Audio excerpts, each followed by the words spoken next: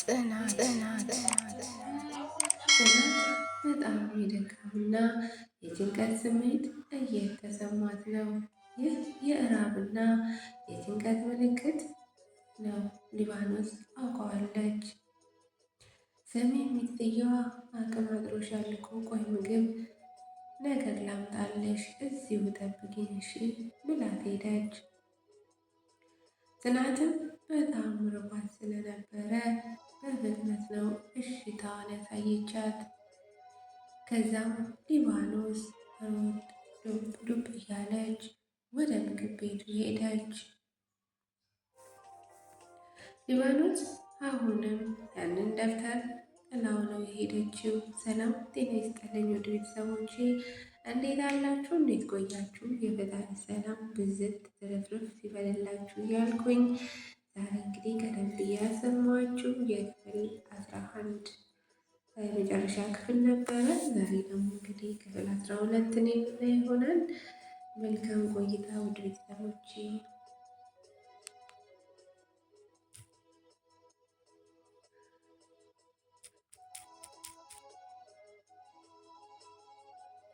ሊባኖስ አሁን ያንን ደብተር ጥላው ነበር የሄደችው። ጽናት ሊባኖስ ከኮሪደሩ ደረጃ ስትወርድ ቀጣይ ገጹን ለማንበብ ተጣደፈች። እጇ በትንሹ ቢንቀጠቀጥም ከፍታ አየችው። በጣም በትልልቅ ጽሑፍ ነው የተጻፈው፣ ግን ይሄኛው የፊት ገጹ ላይ እንደተጻፈው በሙጭርጭር ጽሑፍ አልተጻፈም። ደብተሩን ብድግ አድርጋ ታፋዎቹ ላይ አስቀመጠችው እና የዓይኖቿን ወደ ደብተሩ ወረወረቻቸው። ጽሑፎቹ በጣም ተነባቢ ናቸው፣ ነገር ግን አያምረውም። ማንበብ ጀመረች። እንዲህ ይላል።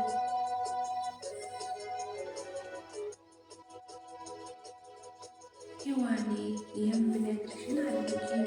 በመጀመሪያ ሰው ተሰባሪ ነውና ሰውን ሳይሆን ዘላለማዊ የሆነ አምላክሽን እመኚ።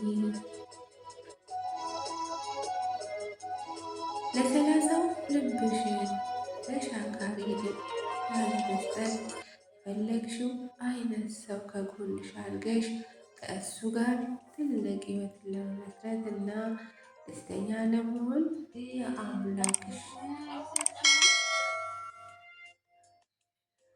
የአምላክሽን ልመና ተማጸኝ ሁኚ። አቋምሽን፣ መልክሽን፣ አለባበስሽን በማየት የሚቀርብሽ አፍቃሪ ነኝ ባይ ሰው ቢመጣ ፈጽሞ ላለመሸወድ አሁንም ደግመሽ የፈጣሪሽን ልመና ለምኚ ወይም ለማኝ ሁኚ። ውዴ፣ እኛ ሴቶች ከወንዶች በተፈጥሮም በአስተሳሰብም እንበልጣለን። ደካማ ጎናችን እምነታችን ነው። ክፉ ሲያጋጥመን ይቀየራል ማለታችን የሆነው ይሁን የቀረው ይቅር፣ ያፈቀርሽውን ሳይሆን ያፈቀረሽን ፈጣሪ እንዲህ ብለሽ ለምኚው። አምላኬ ይህ ሰው የልቤን መሻት የሚያሞላልኝ ሰው እንደሆነ ልቤ ምስክር ናት። በሙሉ ልቤ እንጂ በሙሉ ዓይኔ አላየውም። እንዳያፈቅር አፍቅሪ እንዲሰጥ የሰጠኸኝን ልብ ለእሱ ሰጥቼዋለሁና ይህን ሰው የእኔ አርገው። ካላረከው ልቤን መክረህ መልሰው። ልቤን ፈጣሪ ይሰማልና። ውዴ፣ ይህን ካልኩ በኋላ የአንቺ ታማኝ አፍቃሪ ልጁ የአንቺ ታማኝ አፍቃሪ ካልሆነ ፈጣሪ ጠራርጎ ከልብሽ አውጥቶ የአንቺን ዕጣ ፈንታ በልብሽ ያሰፍራል። የሰፈረውን ሰው በፍቅርሽ እኩል ፍቅር ሰጥተሽ ያስደስትሻል። የሰፈረውን ሰው በፍቅርሽ እኩል ፍቅር ሰጥቶ ያስደስትሻል። ጽናት አንብባ ስትጨርስ ሌላኛውን ገጽ ገለጠችው። ሌላኛው ገጽ ላይ ወንድ ሆይ አደራ ሴት ልጅን አትጉዳ። ሴት ማለት በዓለም ላይ ትልቁን ስቃይ፣ ትልቁን መከራ ምትን ተቋቁማ በሕይወት እንድትኖር ያረገች የምድር ትርጉም ናት። ምጥ ሲይዛት የሰውነት ክፍሏ ያለምንም ማደንዘዣ ተፈልቅቆና ተላቆ በቢላ ሙሉ ደግሞ ከሰውነቷ ፈሶ ተቀዶ ሰውነቷ በላብ ተጠምቆ በሞትና በሕይወት መካከል ሆና የወለደች ናት። ትንሽ ነገር ሰውነት ሲቆርጥህ ምን ያህል ህመም ነው የሚሰማክ? በጣም ትልቅ አይደል? እና እሷ ግን በምጽአት ሰውነቷ ለሁለት ሲሰነጠቅ አንተን በሕይወት ቆይታ ካኖረችክ ሆዷ ለመውጣት ለምትጥረው ጥረትስ ስቃይስ?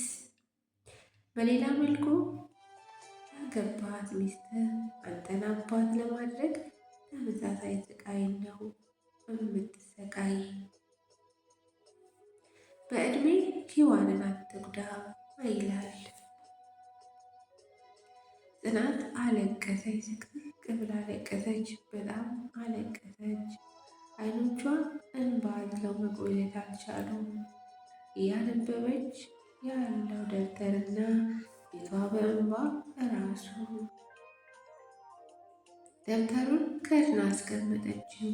ነገር ግን ያዘነ ልቧ ከድና አለማዘን አልቻለችም። በሕፃን አእምሮዋ ስንቱን አሰበችው። ሰው በኑሮ እንጂ በኖረው ዕድሜ አስተሳሰብ አይለካም። ጽናት እሪ ያለች አይታ ለማታውቃት እናቷ አለቀሰች። ተደፍታ ማንባት ጀመረች። እያለቀሰች ሊባኖስ መጣች። ጽናት ግን ልብ አላለቻትም። ምክንያቱም ሴቲቱ የቀኝ እጇን ወደ ጽናት አገጭ ሰዳ ቀና ካረገቻት በኋላ ምነው ፈርተሽ ነው ወይ አለቻት። አይዞሽ አትፍሪ፣ ያሰብሽውና የምታስቢለት የምትጨነቂለት ሰው እንደማታጭ አደርጋለሁ አለቻት። የሴቲቱ ዓይን ከጽናት ዓይኖች ጋር ተገጣጠሙ። ጽናት ዓይኗን ስታየው ድንገት ደነገጠች፣ ደርቃም ቀረች። የልብ ምቷ ጨመረ። ልቧ መታ እንደ ጉድጓድ ድው ማለት ጀመረ። ሴቲቱ የጽናትን ድንጋጤ አስተዋለች። ምነው ለምን ደነገጥሽ? አለቻት አለችና እጇን ከጽናት እጅ እና ካገጯ ላይ አነሳች። ከዛም የቀኝ እጆቿን ወደ ጽናት ዘርግታ እንተዋወቅ ሚጢጥየዋ ሊባኖስ እባላለሁ አለቻት። ጽናት የሊባኖስን እጅ በዓይኗ አተኩራ እያየቻቸው ያንቺም ስም ማን ነው አለቻት። ጽናት እርብት ብታለች። እጆቿን በቀስታ ወደ ሊባኖስ እጆች ወስዳ አጣመረቻቸው። ከዛም የጽናት ትንፋሽ ተቆራረጠ። እኔ የእኔ ስም ደግሞ ጽናት ይባላል አለቻት። ሊባኖስ እሺ የተጨነቅሽ ትመስያለሽ ሚጥልየዋ ጽናት መጣው ውሃ ይዤልሽ አለቻትና ሄደች።